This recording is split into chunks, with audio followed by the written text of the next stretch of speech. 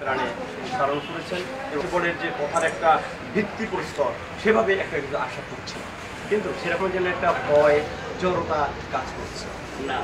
হ্যাঁ, এটা থাকবে না, থাকা উচিত না। আজ থেকে অঙ্গীকার করেন আপনাদের কারো মনের ভিতরে যখন আপনারা এইখানে কথা বলতে আসবেন, হ্যাঁ, এইখান বলতে কি বুঝাইছি, শুধু এইখানে এই ছোট্ট পরিসর না, এইটাকে আপনি ধরে নেন যে এটা একটা মঞ্চ, এইটা ধরে নেন যে এটা একটা বিশাল জনসভা, জনমাঠ, হ্যাঁ, সেখানে আপনাদের বক্তব্য রাখতে হবে। কিন্তু আপনাদের শিক্ষা কোথায়? শিক্ষা এখানে।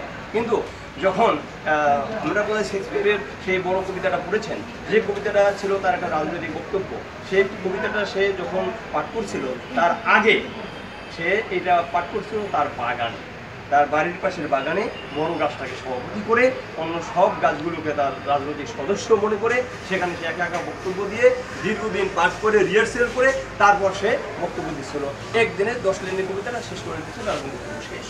কিন্তু আমি চাচ্ছি যে আপনারা এই ঘরোয়া পরিবেশেই আপনারা শেখেন এবং আপনারা দৃঢ়ভাবে কথা বলেন, কোনো জড়তা নয়। আপনারা যখন কথা বলেন, এখানে কি বলা হয়েছে, নতুন ধারা বাংলাদেশ, নতুন জন্ম ধারা